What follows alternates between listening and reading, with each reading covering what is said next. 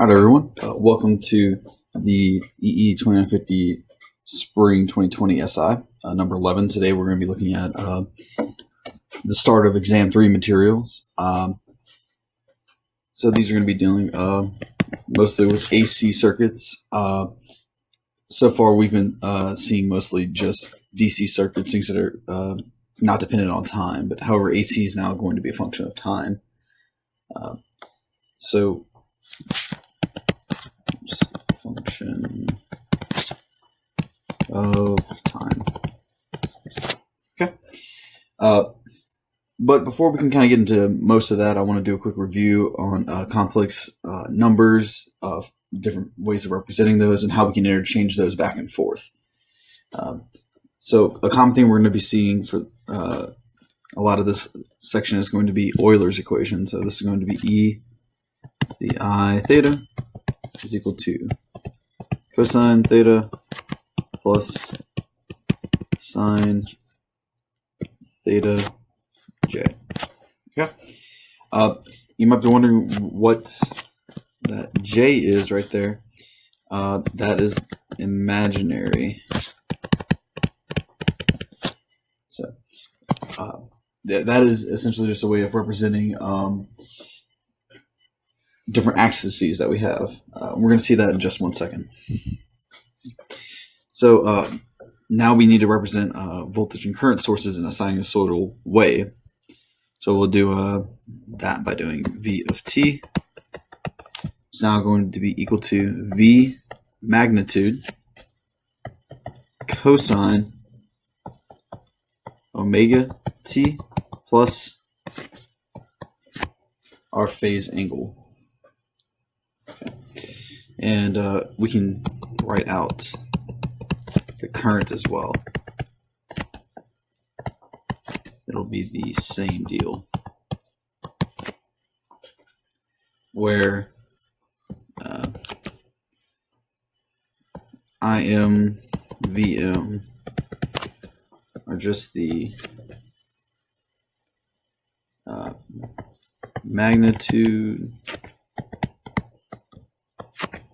or peak frequency.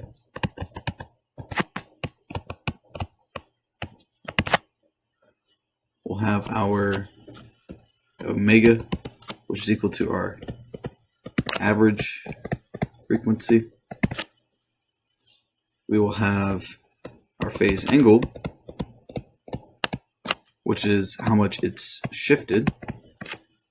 And a couple things we need to know is, so frequency can be represented by omega or by f, where f is equal to 1 over the period, where you also have omega is equal to 2 pi over the period. So therefore, you can say omega is equal to 2 pi times the frequency. And these are going to be very important to us.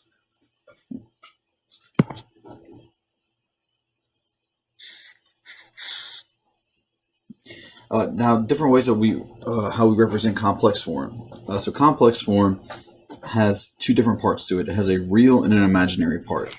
So if I was to go and draw this on the side here, so this is the real part, this is the imaginary part. So here, if I drew this vector, and it had some angle theta in there, I could say that this part is Vm, and also, yes, real quick, this has length Vm.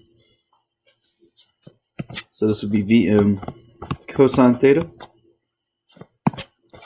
And this here would be Vm, it's an ugly V, Vm sine theta. So all it is you're just breaking up the real and imaginary parts. So, of course, this is the imaginary part, and this is the real part. So just keep that in mind as we go through here. So rectangular form, I'll just write z is equal to x plus jy. So just x component plus y component. That's all it means. So you can rewrite it kind of like this if you want to represent it in rectangular form.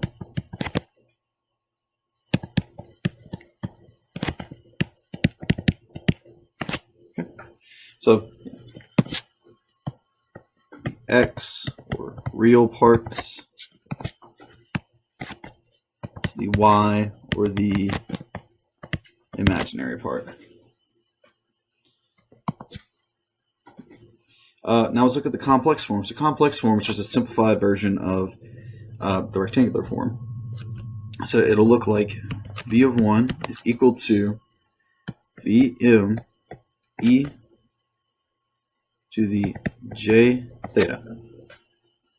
Right? And all this is just relates to that up there. So, but instead of us breaking it up into sine and cosine, we just leave it as e to the j theta, which is just coming from our Euler's equation. So we sub that in, and we just multiply out. So phasor, or sometimes it'll be called polar, these are written out like such. So Em cosine omega t plus the phase angle. Okay. So if that's our base, polar would just look like this.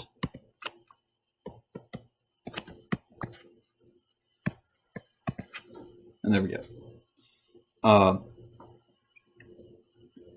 And what this is a simplified version of that is a simplified version of that.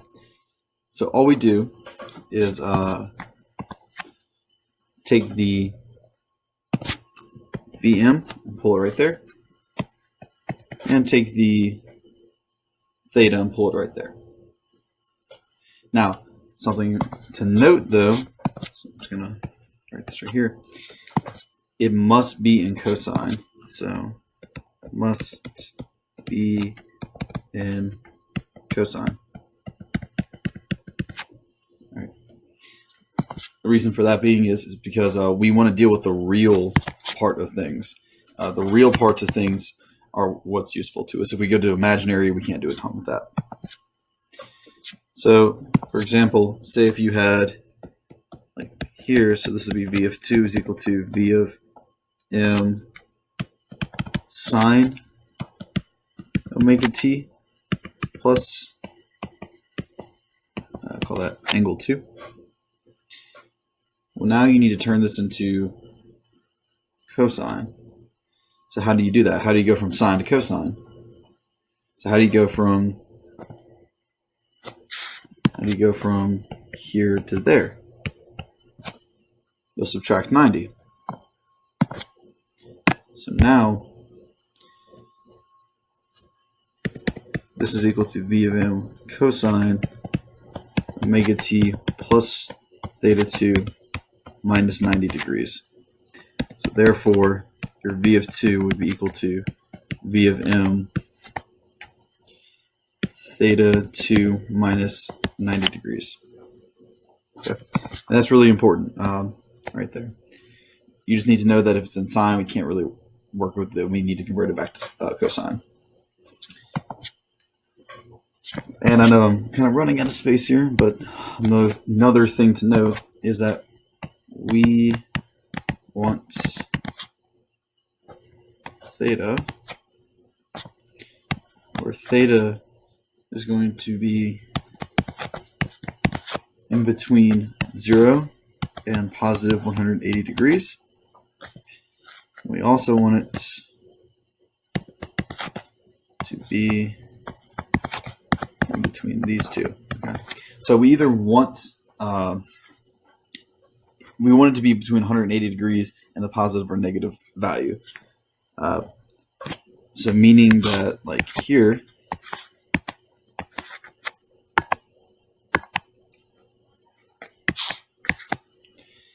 if we had, say that, and we'll say this is like 20 degrees. If I'm measuring from this x-axis and go right there, that would be 200 degrees. Okay, but then that falls outside of my range. But if I was to measure from here that way, that would be 160 degrees, and that's what we want. Yeah. And it would be negative 160 degrees, meaning that we're going in the counterclockwise direction. So, or clockwise, yeah, going in the clockwise direction to get to negative 160. Yeah, so our convention is positive is going to be counterclockwise, and then negative is clockwise. And we'll see that come up in a couple problems in just a bit. Wait, just make sure I'm still recording. Awesome. Okay. So great, we can do all that, but what does it do for us? Well, it will occur to us that we need to add, subtract, multiply, do some arithmetic with some of this complex numbers. So how we do that, say if we need to add or subtract. So say we have a is equal to x plus jy. All right, that's just some vector. B is equal to w plus jz.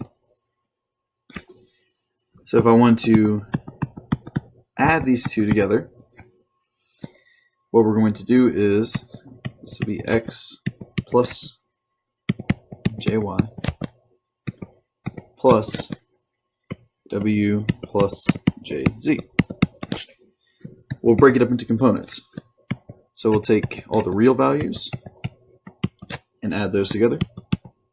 And we'll take all the imaginary values and add those together.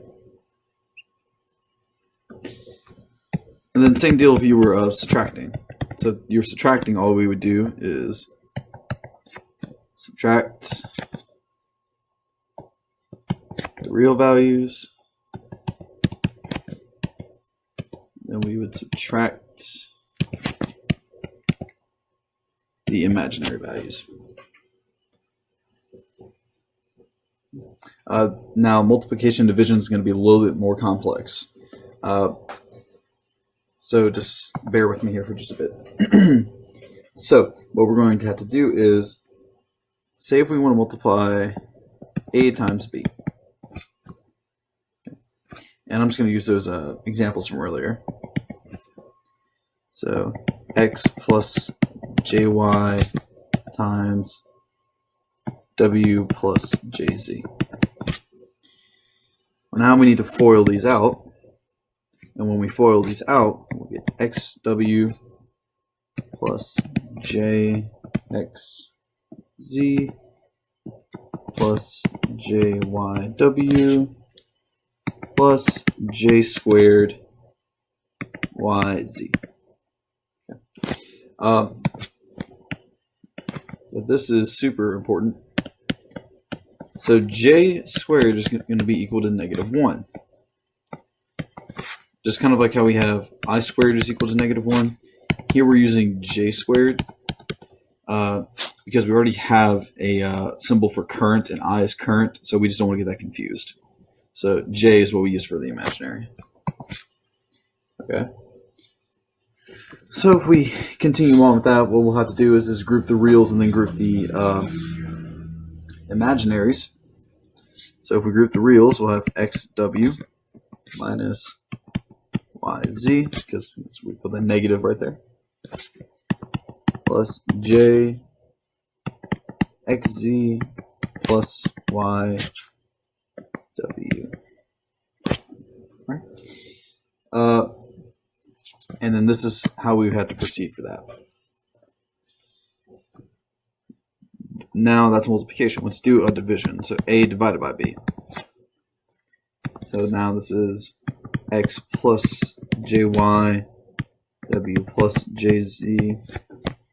So those two divided by each other. Well, it has an imaginary component in here due to that j. So what we had to do with that is multiply it by something we call the complex conjugates.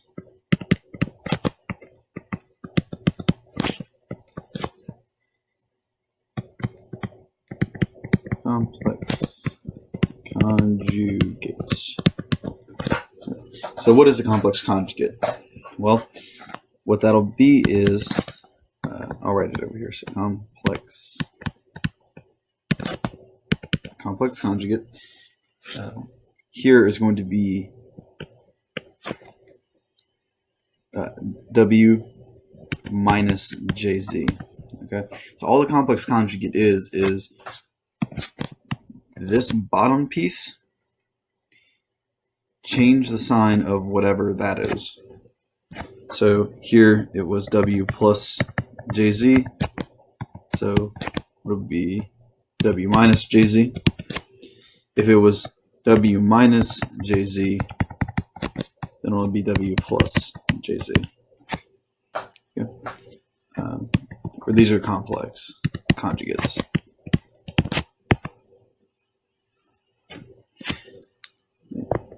It's a video, so you can go back and grab those, pause it, whatever you got to do.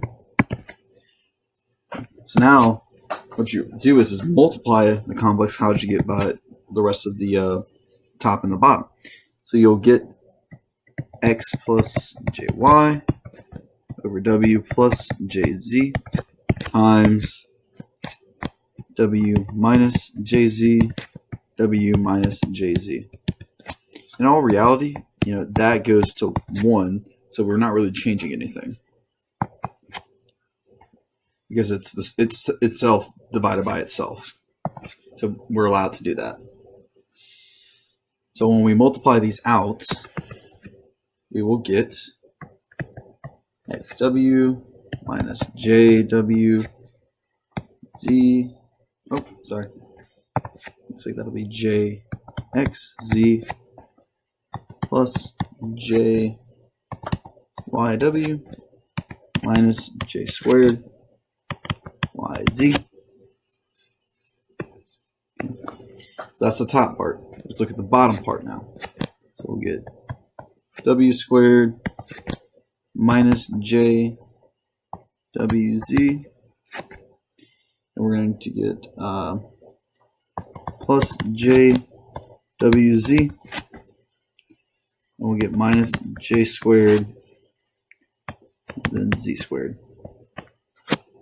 Okay.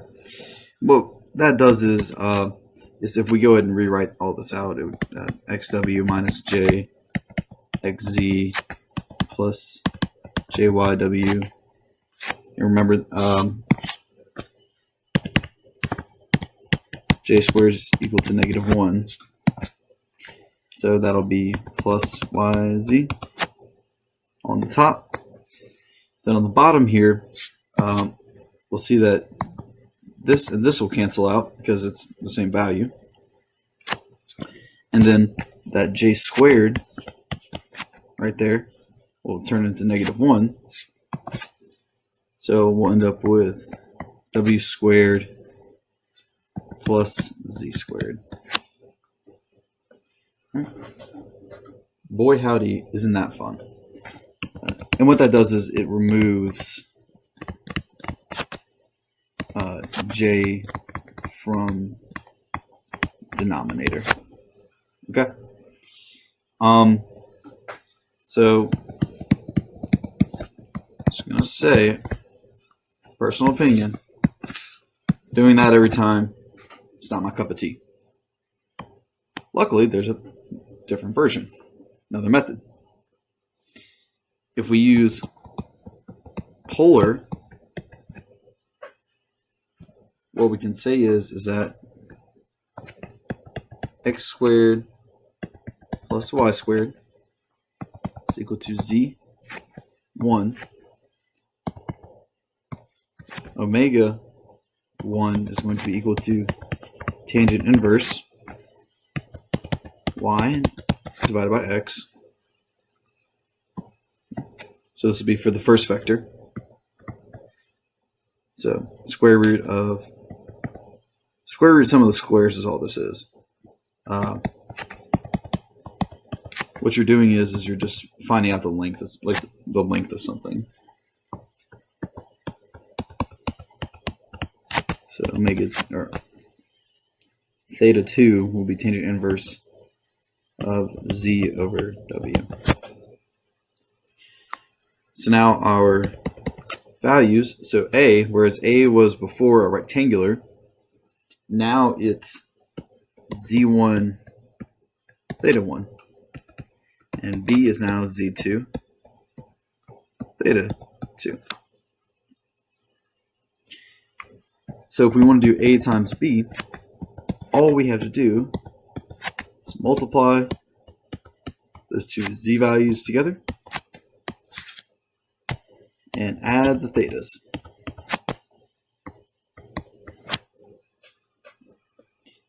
If we want to, say, divide them, now all we have to do is divide the z values and subtract the thetas. And that's it. That's all you got to do. So we are going to work with this from here on out. All right, so that has, I think that's it for the concepts. Email me any questions you have. You can come see me on my office hours.